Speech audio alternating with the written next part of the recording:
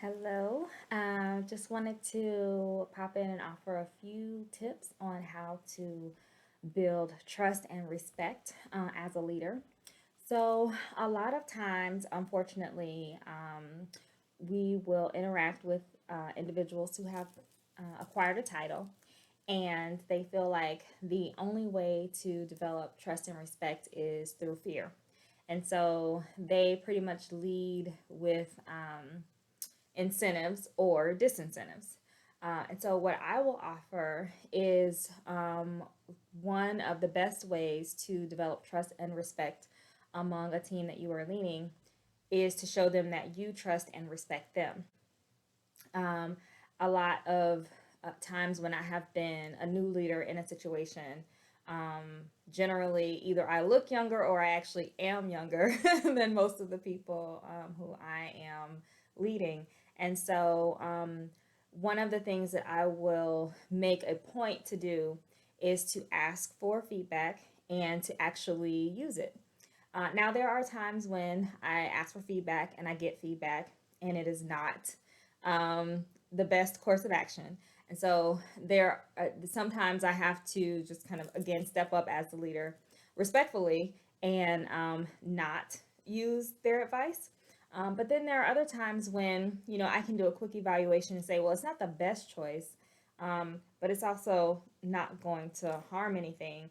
And so sometimes using advice that is probably like you probably would have done it better does a couple things. One, if it's really that bad, then it'll show that person that maybe they don't know as much as they think they know, and maybe they should listen to you as a leader.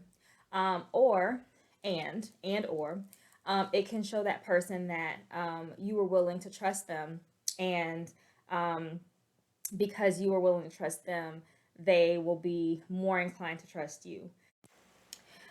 They will also be more inclined to make sure that the next time they offer advice, that it is actually good advice, or that they research it a little bit more, so that they don't get into the habit of giving poor advice. Um, Another tip that I will offer is sourcing the material. So, not just taking one person's word for it, but asking around. And if you can do this in a group setting, like within a meeting where you say, okay, well, Bob offered this idea. Kelly, what do you think?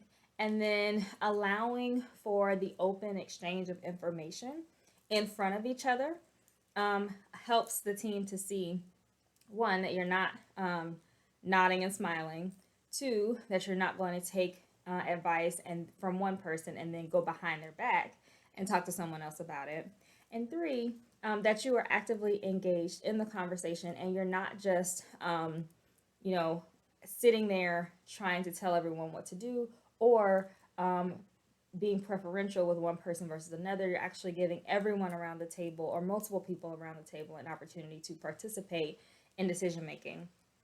A final tip that I will offer as it relates to building trust and respect when you're a leader is be willing to change your mind.